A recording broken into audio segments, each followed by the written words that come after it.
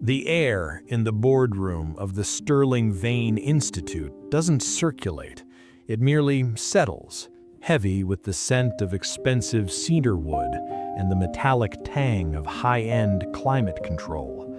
At 32 stories above the city, the floor-to-ceiling glass offers a panoramic view of the financial district, a sprawling grid of ambition that the men in this room believe they own.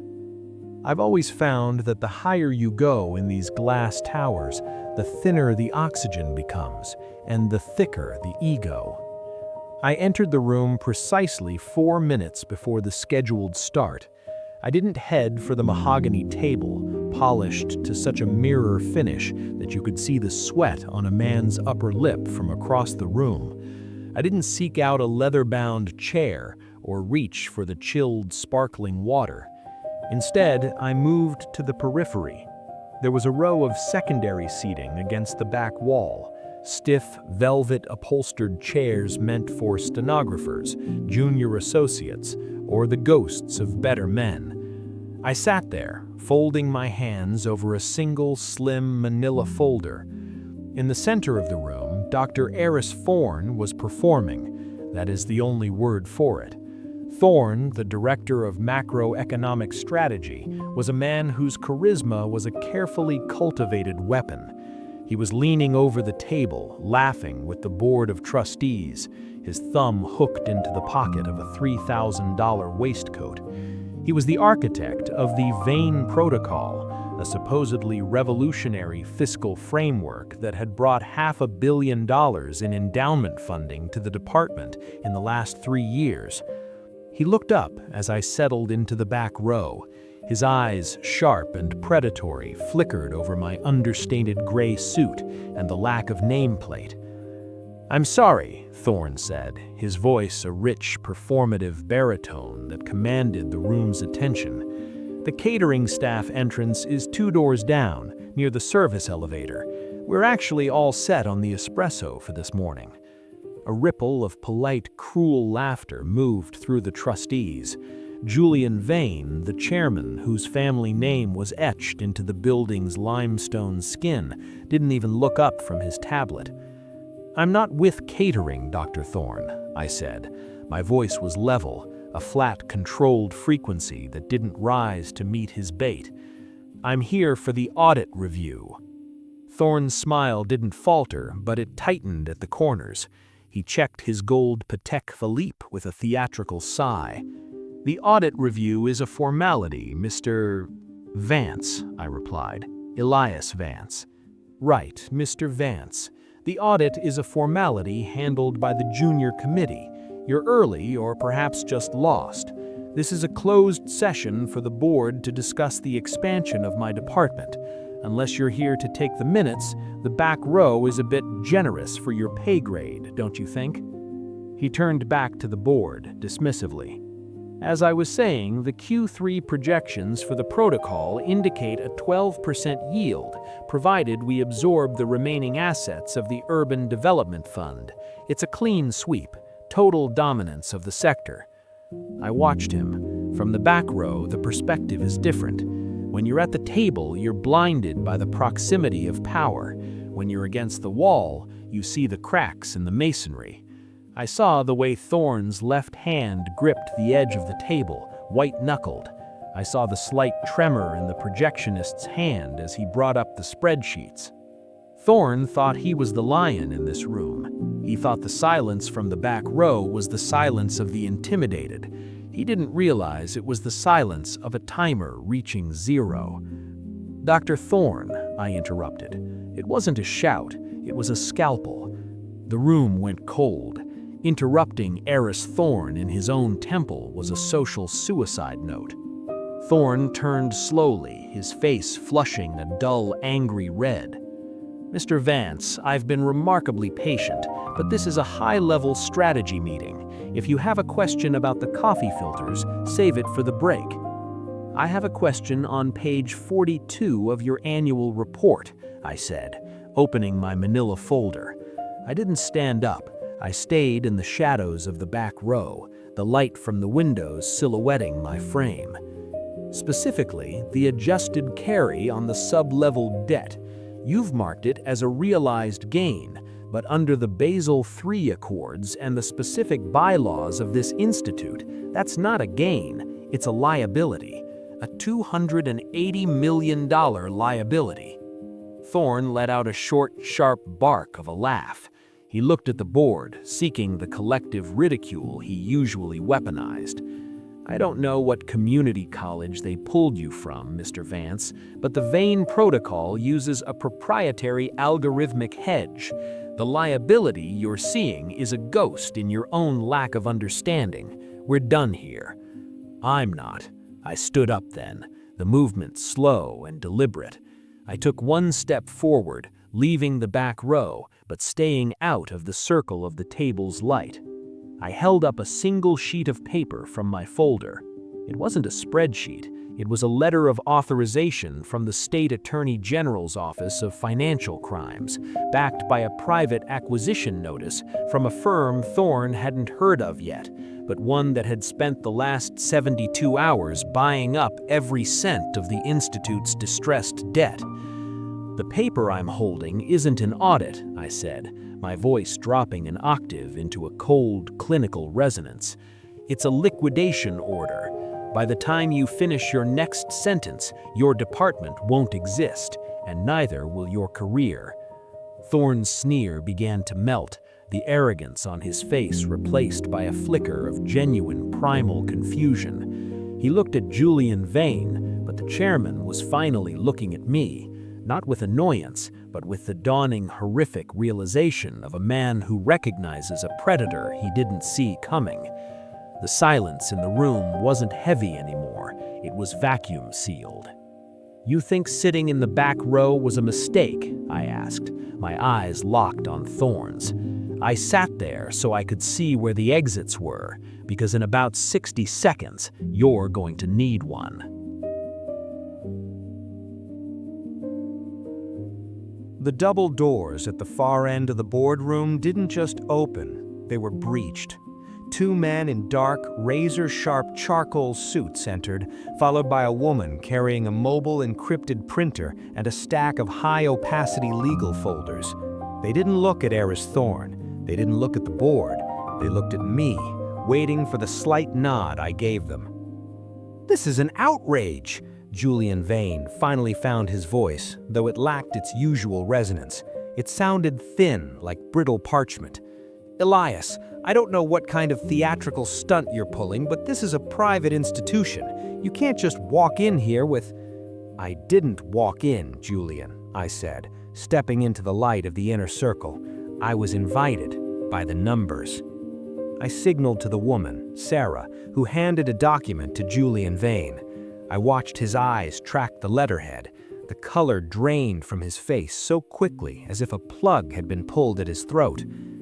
"The Vane Protocol," I began, my voice pacing the room like a predator, "was built on the foundation of zombie debt. You were buying up distressed municipal bonds, wrapping them in a complex layer of credit default swaps, and reporting the theoretical future interest as current liquid capital. It's a classic shell game, very 2008 of you, Aris.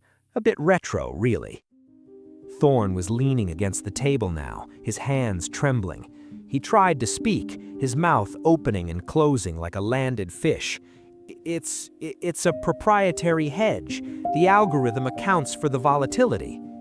"The algorithm is a poem, Aris. It's fiction. And here is the reality. Your proprietary hedge triggered a cross-default clause the moment the Urban Development Fund's credit rating dipped last Tuesday. You thought you could hide the margin call in the quarterly shuffle, but you forgot one thing. Debt doesn't disappear, it just changes hands." I walked behind Thorne's chair, the throne he'd used to look down on the catering staff minutes ago. I leaned in close, speaking just loud enough for the microphone at his lapel to catch it. "Over the last 72 hours, a firm called Ethelgard Holdings has quietly acquired 85% of the Institute's outstanding liabilities. Every loan, every lease on this furniture, every cent of the endowment's credit line. We didn't buy your success, Aris. We bought your failures, and we bought them at 4 cents on the dollar. I looked at the board. Their expressions were a gallery of systemic collapse. These were men who prided themselves on being the smartest in any room, now realizing they were the collateral. "Who is Ethelgard?" Julian Vane whispered, clutching the paper so hard it crinkled. "I am," I said. The silence that followed was clinical. It was the sound of a billion-dollar empire being reduced to a line item. Thorne suddenly lunged for his laptop, his fingers frantic on the keys. "I can fix it. I can re-index the tranches. We just need a bridge loan. Julian, if we just pivot to the Asian markets." "Aris, stop," my voice heavy with a cold kind of pity. "Look at the screen." The massive 4K monitor at the head of the room flickered. The glowing blue graphs of the Vane Protocol, the ones that promised infinite growth, didn't just drop, they vanished. In their place was a single static image, a black screen with white text. "Department of Macroeconomic Strategy. Status terminated." "You're not pivoting anywhere," I continued. "As of 9:02 a.m., the Institute's charter has been revoked for fiduciary negligence. The SEC is currently downstairs in the lobby, not for an audit, but for an evacuation of your servers. Your personal assets, Aris, including that waistcoat and the paytech on your wrist, are now part of a global freeze order.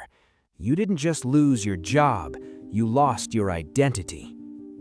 Thorne slumped. It was a physical disintegration. His posture, once so upright and commanding, folded into itself. He looked smaller, older, stripped of the expensive armor that had given him his status. A bead of sweat finally broke from his hairline and traced a slow, jagged path down his cheek. He looked at the board, but they were already looking away, looking for their own exits, their own lawyers, their own ways to distance themselves from the radioactive wreckage of the man they had once championed. I pulled out a chair, not the one in the back row, but the one at the head of the table. I sat down, the leather creaking under my weight. I felt the collective gaze of the room shift. The hierarchy hadn't just changed, it had inverted. "The logistics of this were actually quite simple," I said, addressing the room with the bored tone of a man explaining a grocery list. "We identified the Vane Protocol as a systemic risk 18 months ago. We didn't attack you. We just waited for you to do what men like you always do, over-leverage your own arrogance. You built a house of cards in a wind tunnel and then laughed at the man holding the fan." I looked at Sarah, who began placing notice of termination folders in front of every board member. "This isn't a takeover," I said, my eyes returning to Thorne, who was now staring at the floor, his breathing shallow, his face a mask of ruin. "A takeover implies there's something worth taking. This is a controlled demolition. I am the foreman, and you, Aris, you're just the rubble." I reached out and picked up Aris's nameplate, heavy, engraved brass.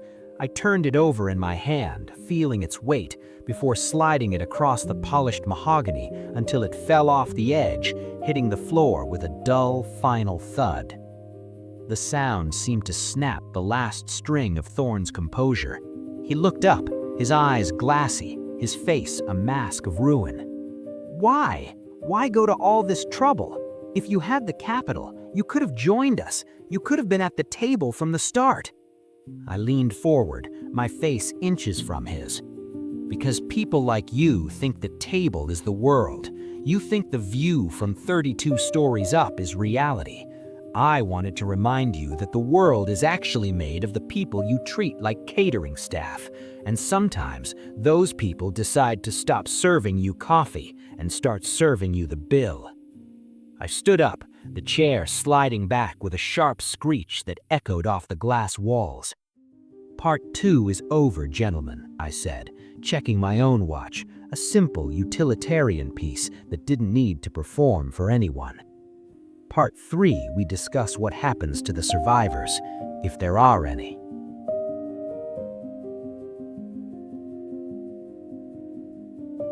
The exodus was surprisingly quiet. There were no shouting matches, no dramatic pleas for mercy, only the frantic, rhythmic tapping of expensive loafers on marble as the board members were escorted toward the freight elevators. I had restricted the main lobby access. I didn't want them seen on the news as victims of a corporate raid. I wanted them to leave through the back, in the dim light of the service corridor, where they belonged. I stood by the window, watching the SEC agents methodically tag Aris Thorne's art collection. A $300,000 abstract piece, ironically titled The Infinite Horizon, was being wrapped in bubble wrap and gray tape. "Sarah," I said, not turning around, "call the junior analysts from the basement floor, the ones Aris called the grunts. Tell them to come up, all of them." 10 minutes later, the boardroom was filled with 20-somethings in off-the-rack suits and tired eyes. They stood awkwardly near the mahogany table, afraid to touch the surface that had been forbidden to them for years.